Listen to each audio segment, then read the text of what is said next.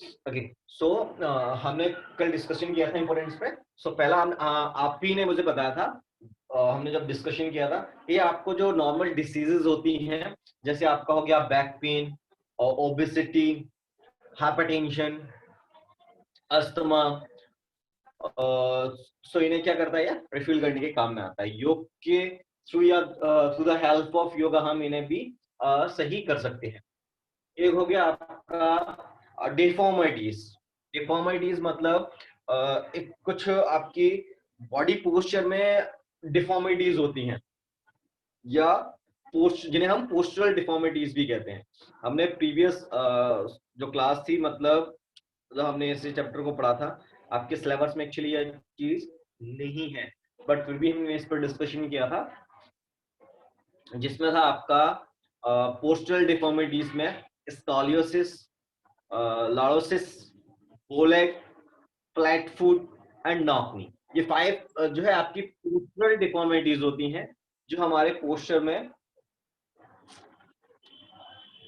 Create होती है एक अवेयरनेस की वजह से। जब हमें किसी भी पर्टिकुलर एक्सरसाइजेस को करने की नॉलेज नहीं होती है, प्रॉपर सिटिंग की नॉलेज ना होना, प्रॉपर वॉकिंग का नॉलेज ना होना, या प्रॉपर कोई भी वर्क लोडिंग हो, जो वेट लोड जो है गेन करते हैं, लोड जो अपनी बॉडी को प्रोवाइड करते हैं उससे रिलेटेड हो, या फिर नॉन लोड एक्सरसाइजेस भी हो, प्रॉपर स्लीपिंग, हमें प्रॉपर स्लीपिंग के वेज ना पता होना, तो कुछ इन कारणों से भी हमें हो सकती है। इसके बाद था आपका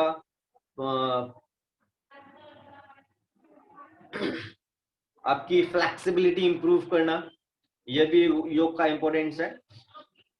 और बॉडी को मेंटेन करके रखना, यह भी आपका योग का एक इम्पोर्टेंस है। सो इम्पोर्टेंस आपने हमने डिस्कशन कर ही लिए थे। एक हल्का सा मैं अभी जो आपसे डिस्कशन किया मैंने पोस्टल डिफॉर्मिटीज में, इसके बारे में हम डिस्क्राइब कर लेते हैं। पोस्टल डिफॉर्मिटीज बेसिकली होती क्या है? देखो, पोस्टल डिफॉर्मिटीज मतलब कि जो आपकी जो ह्यूमन बॉडी है उसमें कहीं ना कहीं अनबैलेंस क्रिएट होना। अनबैलेंस इट मींस जो पोस्चर है आपका वो प्रॉपरली लुकिंग वाइज एक विजुअल जो है प्रॉपर ना दिखना, उसे हम बोलते हैं पोस्चरल डिफॉर्मिटीज। या फिर बॉडी के पार्ट्स का, जो आपकी बॉडी है उसके पार्ट्स का डिसबैलेंस होना, यह भी आपका पोस्चरल डिफॉर्मिटीज में आता है। इसका एग्जांपल बताता हूं मैं। जैसे आपने देखा होगा, जिसे हम बोलते हैं काइफोसिस, और जो लैंग्वेज होती है, लोकल लैंग्वेजेस होती हैं, उनमें हम इसे कुबड़ भी बोलते हैं, या बैक पर गुम्मट वाला भी बोलते हैं। सो यह इसके कुछ according to the local language भी नेम्स होते हैं।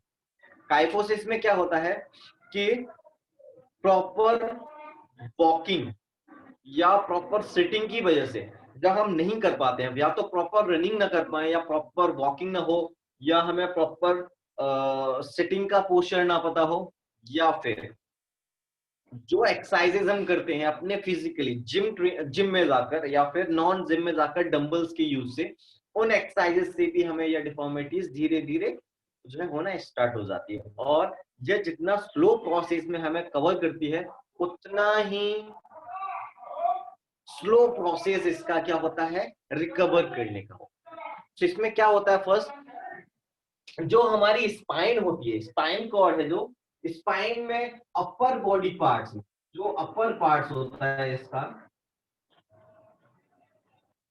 एक एग्जांपल के तौर पर सिंपल दे दिया है। जो आपकी स्पाइन होती है, स्पाइन में क्या होता है, कर्व इंक्रीज हो जाता है। जैसे अभी हम स्पाइन चेक करें, नॉर्मल स्पाइन को, तो ये हम मान सकते हैं कि हल्का सा कर्व ऑटोमेटिक हमारी स्पाइनल में, स्पाइन कॉर्ड में रहता ही है। बट अगर हमें काइफोसिस की डिफॉर्मिटीज है, तो काइफोसिस में क्या हो जाता है, यह जो कर्व है अपवर्ड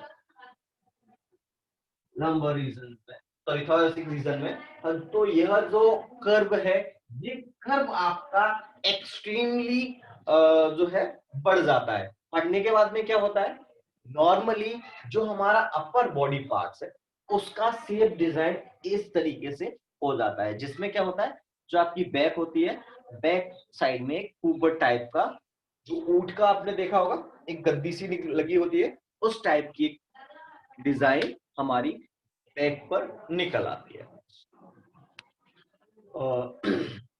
ये है आपका काइफोसिस। स्कोलियोसिस में बेसिकली क्या होता है कि हमारे यहाँ जो स्टमक पार्ट है वह बाहर आ जाता है, हिप जो है पीछे चला जाता है, एक अनबैलेंस हमारा बॉडी स्ट्रक्चर वहां पर क्रिएट हो जाता है। इस लॉर्डोसिस में क्या होगा, ये वाला जो पार्ट है ये आगे की तरफ जो है निकल जाता है। बोले नीज का आपस में जुड़ जाना, जैसे ये नीज है फॉर एग्जांपल, ठीक है, तो ये नीज का आपस में जुड़ जाना, तो क्या होगा, वो जब हम वॉकिंग करते हैं या रनिंग करते हैं तो उस टाइम पे क्या है, वो एक दूसरे के टच होकर उसको चलना, यह भी हमें हमारी बॉडी का एक डिफॉर्मिटीज है। बोले नीज का आपस में दूर हो जाना, नीज सेम एज, नीज का क्या हो जाना, एक दूसरे से दूर हो जाना, तो यह हमारा बोलेग कहलाता है। फ्लैट फुट की कंडीशंस क्या होती हैं, एक बार मैं आपको स्टार्टिंग में सिर्फ सभी को एक्सप्लेन कर दे रहा हूं कि किस किस टाइप से ये होती है। जैसे मैंने बता दिया आपको, काइफोसिस मतलब अपर बॉडी का आगे की तरफ झुक जाना, लॉर्डोसिस मतलब स्टमक पार्ट का आगे निकल जाना, हिप का पीछे चला जाना, एक अनबैलेंस बॉडी का जो है वो पोस्चर हो जाना। बोलेग में पैरों का जो नी होती है, नी का जो गैप होता है, जैसे हम इसे लेग को जैसे बना लें, ये हमारे दो लेग हो गए, ठीक है। सो ये नीज होती है, ये नी पार्ट्स का एक दूसरे के अगर क्लोज चला जाना तो हो जाएगा आपका नॉक नी। अगर इनका बाहर की तरफ चला जाना, एक गैप मेंटेन हो जाना इस तरीके से, वो आपका कहलाता है वो लेग। तो ये दो कंडीशन होती हैं आपकी लेग में। एक लास्ट कंडीशन है, वो होता है आपका फ्लैट फुट। फ्लैट फुट में क्या होता है,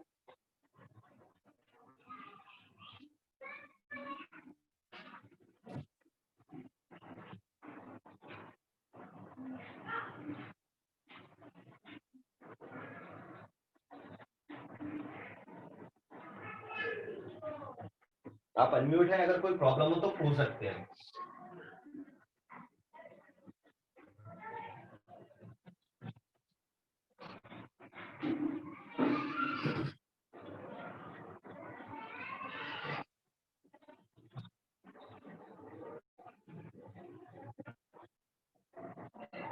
ये आपके लेग का डिजाइन होता है, देखो जो सोल होता है पैर का उसका डिजाइन होता है। अब नॉर्मल डिजाइन कौन सा है और अब नॉर्मल डिजाइन कौन सा है, फ्लैट फुट का डिजाइन कौन सा है, इसे हम बोलते हैं फ्लैट फुट, और ये है आपका normal. Flat foot and normal. Normal क्यों है, क्योंकि जो ये कर्व है, हमारा जो लेग होता है, लेग जब हम अपनी सोल को चेक करते हैं तो जो आपकी लेग के बीच में एक सी शेप का डिजाइन रहता है। अगर यह आपके पैर में सी शेप का डिजाइन है तो वो क्या है, नॉर्मल लेग है। अगर डिजाइन नहीं है तो वह क्या है, फ्लैट फुट की कंडीशन। तो ये कुछ डिफॉर्मिटीज हैं। अब मैंने इन्हें एक्चुअली बताया क्यों है आपको, उसके पीछे का रीजन क्या है। ये जितनी भी डिफॉर्मिटीज है जो ह्यूमन बॉडी स्ट्रक्चर में देखी जाती है, यह नॉर्मल डिफॉर्मिटीज हमारी खुद की गलती से हमें क्रिएट होती है। इनको क्रिएट होने के लिए एक्स्ट्रा किसी भी डिसीजेज या डिफॉर्मिटीज की हमें नीड नहीं होती है कि कोई प्रॉब्लम हुई है जिसकी वजह से एकदम से जैसे फीवर आता है एकदम से, हमें पता नहीं है, या फिर कोई चीज हो जाती है तो हमें पता नहीं है, उन कंडीशंस में क्रिएट होती है। यह बहुत ही स्लो प्रोसेस होता है क्रिएट होने का, और उससे कई ज्यादा गुना स्लो प्रोसेस होता है यह सही हो। तो इसका क्या मीनिंग है, देखो फर्स्ट मीनिंग है इसका, प्रॉपर वॉकिंग। प्रॉपर वॉकिंग मतलब कि किसी इंडिविजुअल को अगर पता नहीं है कि उसे किस तरीके से चलना है या उसे किस तरीके से खड़ा होना है, स्टैंडिंग पोज। स्टैंडिंग पोज आपने देखा होगा नॉर्मल, और आप में से 99% इंडिविजुअल यूज भी करते हैं उन पोजेस को जो कि बैड पोजेस में आते हैं। एक पैर पर जो है अपना बॉडी वेट जो है डाल के खड़े हो जाना, एक पैर को जो हम रिलैक्स जो है रख देते हैं, और वन लेग पर हमारा बॉडी वेट जो है वो स्टेबल रहता है। तो हो गया एक तो कि हमारा बॉडी वेट जो है एक लेग पर रखना। जब हम एक लेग पर पूरा बॉडी वेट रखते हैं तो क्या होता है, जो टिश्यूज होते हैं, मसल्स होती हैं, वो वहां पर एक्टिव ज्यादा हो जाती हैं। जिसको हम पावर नहीं दे रहे हैं, यूज नहीं कर रहे हैं, उसकी पावर और मसल्स जो है वो वर्कआउट करना धीरे धीरे बंद कर देती है। तो एक कारण हो गया आपका कि प्रॉपर बैलेंस न देना, बोथ लेग, दोनों ही पैरों पर इक्वली लोड प्रोवाइड न करना। सेकेंड कॉजेज है आपका वॉकिंग। अब वॉकिंग क्या है, देखो ये दोनों ही कंडीशंस मेल एंड फीमेल्स में जो है हमें देखने को मिलती हैं। फीमेल्स में कैसे देखने को मिलता है, गर्ल्स में, कि वह सोसाइटी से अपने आप को सेव करने के लिए, सेफ साइड में, या फिर जो आवारा तत्व होते हैं उनसे, उनके कमेंट से बचने के लिए वो क्या करते हैं, नॉर्मली अपनी नेक को डाउन करके चलना पसंद। सो जो नेक को डाउन करके जब हम चलते हैं, सो यह कंडीशन अगर हम अप्लाई करते हैं एक लॉन्ग टाइम तक, ईयर्स मंथ्स तक, तो क्या होता है, हमें काइफोसिस होने के चांसेस बढ़ जाते हैं, क्योंकि हमारी जो बॉडी है वह उसको जो हम पोजेस यूज कर रहे हैं उस पोज को अब्सॉर्ब कर लेता है। सो काइफोसिस होने के चांसेस यहाँ पर हमें क्रिएट हो जाते हैं। अब बात करते हैं लर्डोसिस की। लर्डोसिस में क्या है, यह बेसिकली बॉयज में देखने को मिलता है। बॉयज में कैसे, कोई भी ह्यूमन, बॉयज जो ह्यूमन है, मेल कैटेगरीज में क्या होता है कि वो अपने बॉडी स्ट्रक्चर को शो ऑफ करना बहुत ज्यादा पसंद करते हैं, चाहे उनकी फिजिक है या नहीं है, चाहे उनका बाइसेप्स ट्राइसेप्स या शोल्डर्स हैं या नहीं है, वो क्या करते हैं, अपनी चेस्ट को एक एक्सट्रीमली फोर्स से, जबकि वह है ही नहीं उनके पास में, इस तरीके से बिल्डअप करके चलना पसंद करते हैं। तो जब हम इस तरीके से अपनी चेस्ट को जो है वो ब्राइट करते हैं, हो या ना हो, तो कंडीशंस में क्या होता है, जो शोल्डर्स है उनका खिंचाव कहाँ जाता है, आपकी स्पाइन, और जब स्पाइन पर जब प्रेशर क्रिएट होता है तो स्पाइन वहां से क्या करती है, कर्व लेना स्टार्ट कर देती है। सो ये होगी आपकी दो कंडीशंस में। हाँ बेटा, कोई कुछ बोल रहा है।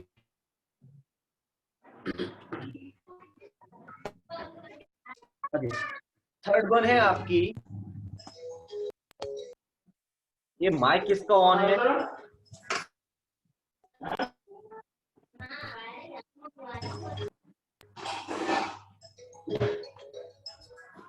तनिष्का बेटा, मोबाइल ऑफ, ये आपका माइक ऑन ऑफ कीजिए।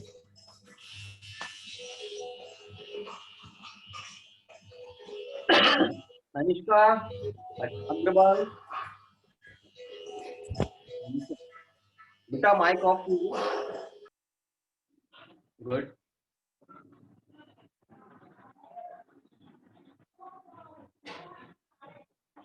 ओके, सो अदर कंडीशंस क्या होती हैं, देखो जो रिसेंटली टाइम है, यह टाइम क्या है, हम एक्ट्रेस से या एक्टर से जो है वो इंस्पायर्ड होते चले जा रहे हैं।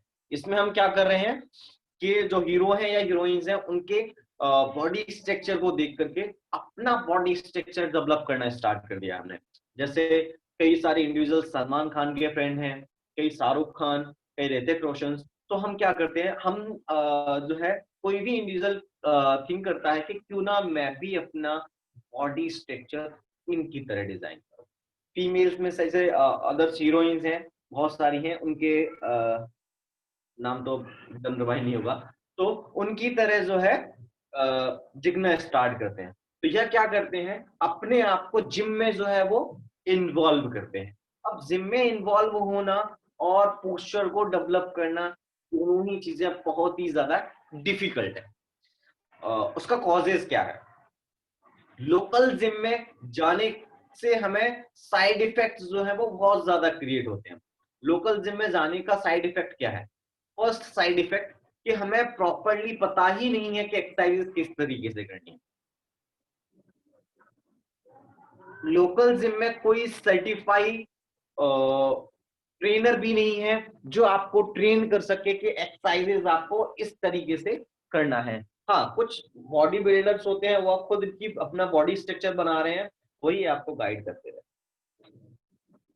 तो जो गाइड न होना ही जिम में आपके बॉडी स्ट्रक्चर के लिए सबसे ज्यादा जो वो प्रॉब्लम्स क्रिएट करता है। आपने कई जिम जो जाते हैं इंडिविजुअल्स, उनको देखा होगा कि किसी का जो चेस्ट वाला एरिया है, अपर एरिया जो है बहुत ज्यादा ब्राइट है।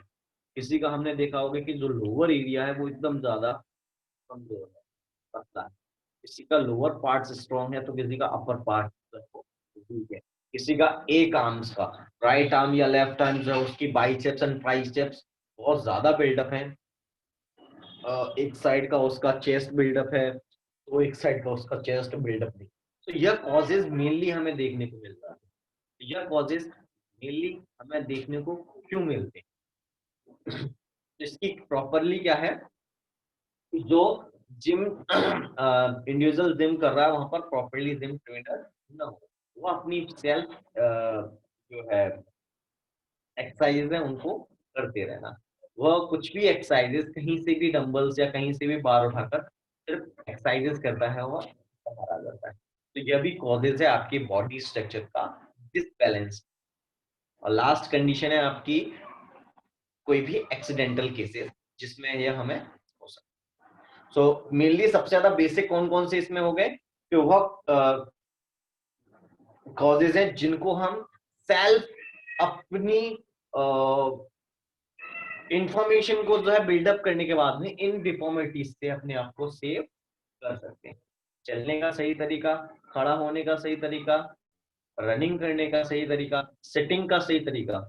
सेटिंग में जैसे आप ऑलमोस्ट लैपटॉप एंड मोबाइल हम यूज करते हैं, तो लैपटॉप एंड मोबाइल यूज करने से क्या होता है कि जो हमारा हम अगर चेयर पर बैठकर इस चीज को जो है यूज करते हैं तो बेसिकली हम अब क्या करते हैं, अपनी अपर बॉडी को जो है वो डाउन करके इसको यूज करते हैं। तो इस कंडीशंस में भी हमें हाइपोथेसिस होने के चांसेस क्रिएट हो जाते हैं। तो ये हो गए आपके कुछ कॉजेज जिनकी वजह से हमें यह बहुत ही ज्यादा डेंजर्स जो बॉडी पोस्चरल डिफॉर्मिटीज है वह क्रिएट हो सकते हैं। और जिम का जैसे भी अगर आपको और समझ में नहीं आया तो एकदम क्लियरली एक्सप्लेन कर देता हूं मैं। देखो जिम में बेसिकली क्या होता है, मैंने आपको प्रीवियस क्लासेस में भी एक लाइन समझाया था कि वह वर्क हम अब जो इंडिविजुअल राइटी है या स्ट्रॉन्ग हैंड की बात कर लेते हैं। स्ट्रॉन्ग हैंड किसका होगा? जो राइटी है उसका राइट हैंड होता है, जो लेफ्टी होता है उसका लेफ्ट हैंड स्ट्रॉन्ग होता है।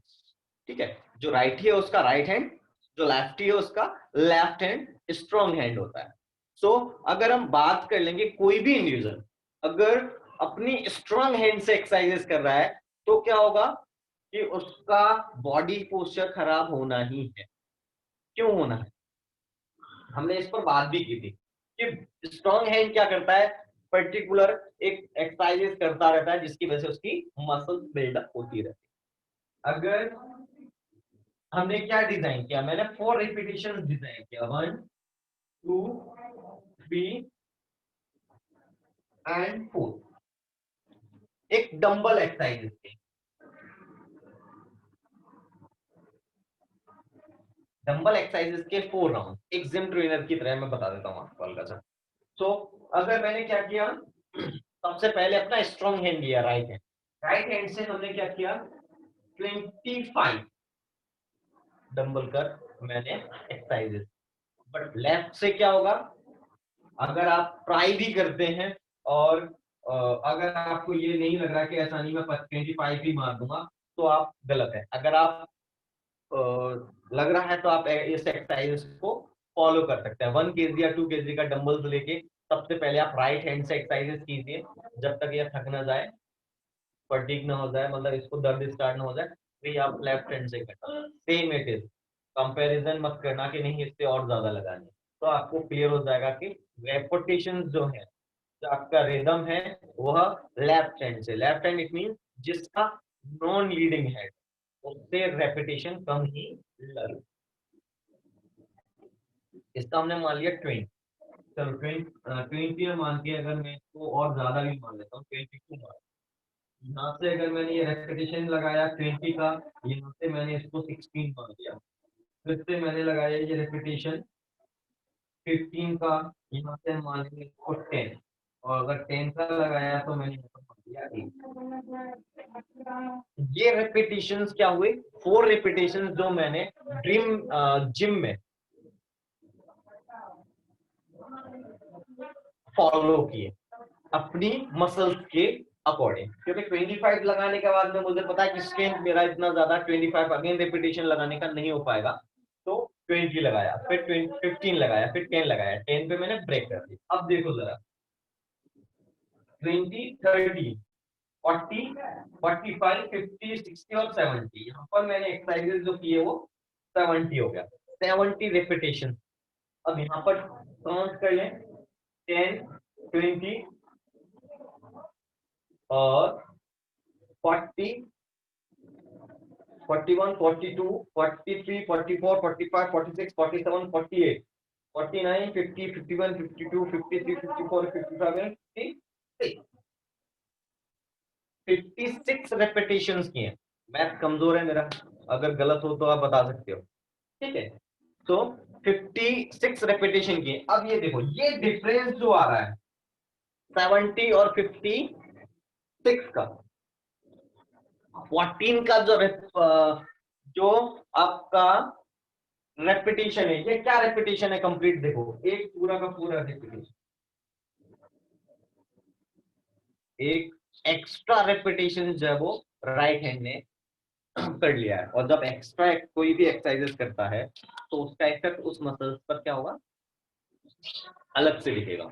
जब मैं कोई जिम कर रहा है कोई भी इंडिविजुअल, अगर वह एक हैंड से एक रेपिटेशन एक्स्ट्रा लगा रहा है तो उसकी मसल्स एक्स्ट्रा ही डेवलप होंगी, और यह रेपिटेशन अगर 30 डेज तक चलता है तो क्या होगा, 30 डेज मतलब 30 डेज के रेपिटेशन, 30 रेपिटेशन एक्स्ट्रा हो गए, और जो 30 रेपिटेशन एक्स्ट्रा होंगे तो 1 मंथ के बाद में उस इंडिविजुअल को ऑटोमेटिक दिखने लगेगा कि उसका जो स्ट्रॉन्ग हैंड वाला साइड है वो बिल्डअप होना स्टार्ट हो गया है, नॉन स्ट्रिंग नॉन हैंड जो साइड है वह अभी भी वही का वही रहेगा। तो यह एक नॉर्मली प्रॉब्लम्स क्रिएट करते हैं वह इंडिविजुअल्स अपने body posture.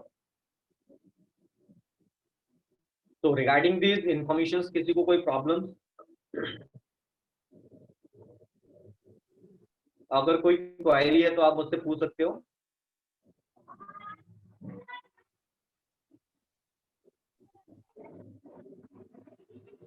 Any query related to the topics?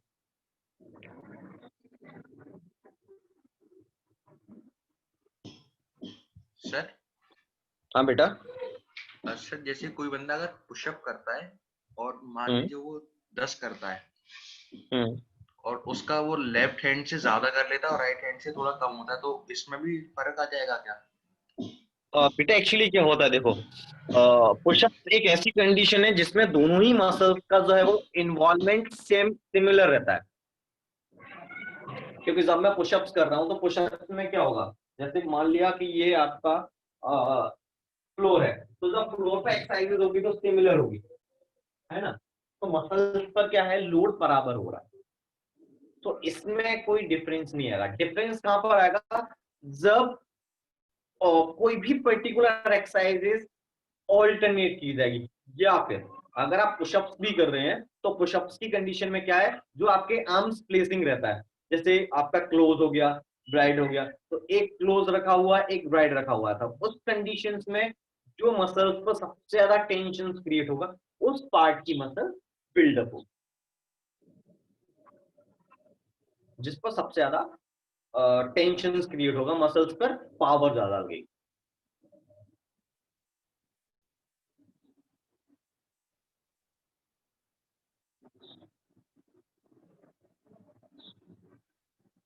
और कुछ पूछना बेटा?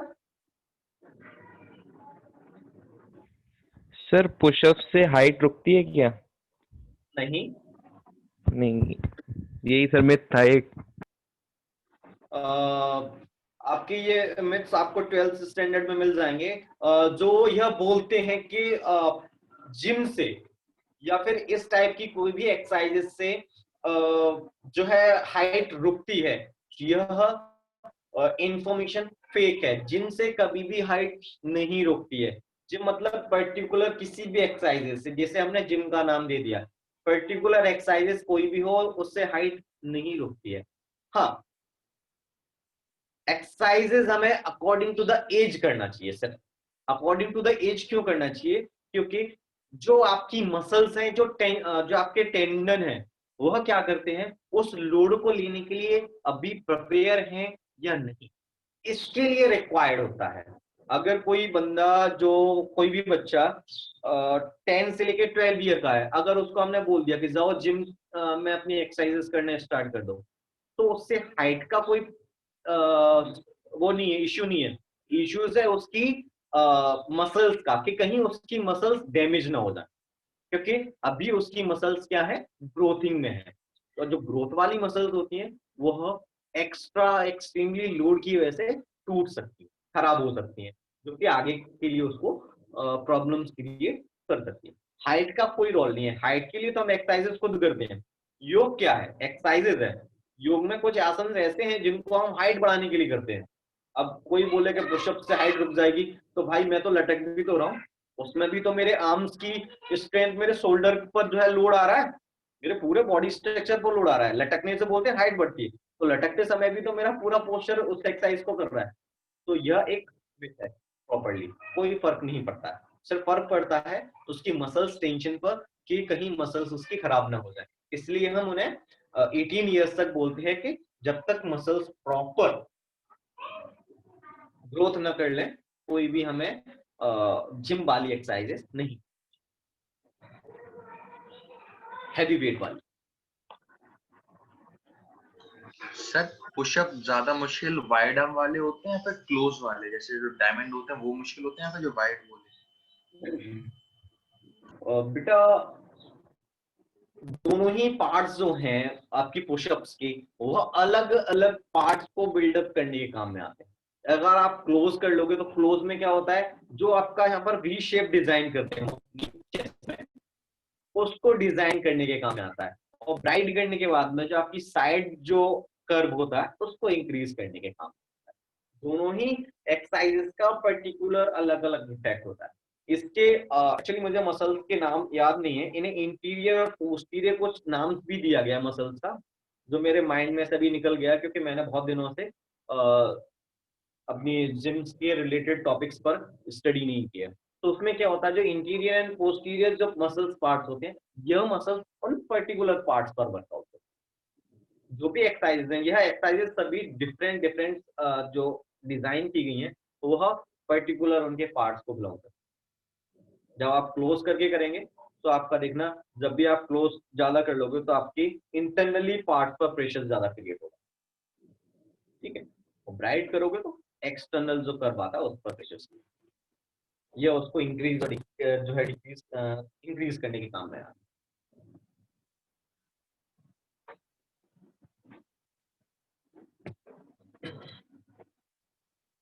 Okay, so have a nice day to all of you.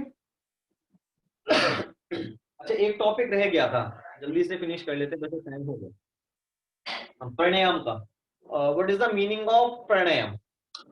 तो देखो, प्राणायाम क्या है? प्राणायाम एक ब्रीथिंग का जो है कंट्रोल बोल सकते हैं, एक प्रोसेस है, या फिर एक प्रोसीजर है आपकी ब्रीथिंग का, जिसे हम रेस्पिरेटरी सिस्टम भी बोलते हैं। बट अकॉर्डिंग टू द योग, इसको 3 भाग में डिवाइडेड किया गया है प्राणायाम को। पहला है पूरक, रेचक and kumbhak. Purak meaning inhale, rechak means exhale, and kumbhak means hold, internal चाहे एक्सटर्नल। कैसे? जैसे देखो, ये एयर मैंने होल्ड किया, ये अंदर होल्ड किया था, तो ये कौन सा हो गया? इंटरनल कुंभक। और इसी को मैं बाहर कर दूं तो एक्सटर्नल कुंभक। एयर का आउटर साइड में ब्रेक कर देना, एक्सटर्नल, अंदर रोकना, इंटरनल। 2 टाइप्स ऑफ कुंभक होता है और इसके 3 टाइप्स जो बताए गए हैं, इसके पार्ट में अलग अलग डिवाइड किया गया है। रेस्पिरेटरी सिस्टम का या फिर प्राणायाम को, ये एक ब्रीथिंग प्रोसेस है जिसमें पूरक, रेचक, कुंभक। आपके क्वेश्चंस भी इसमें से बने थे 2। पूरक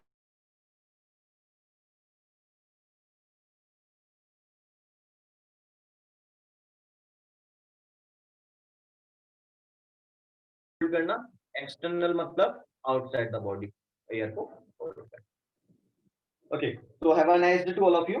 अगर नेक्स्ट क्लासेस होती है तो वहां से हम जो है वो न्यू चैप्टर्स पर अब चलने स्टार्ट कर देंगे, क्योंकि हमारे चैप्टर्स जो है वो प्रीवियस चैप्टर्स जो है वो ऑलमोस्ट हमने डिस्कशन कर लिया। अगर कोई क्वेरीज हो तो आप मुझसे पूछ सकते। Okay, have a nice day to all of you. Thank you, sir.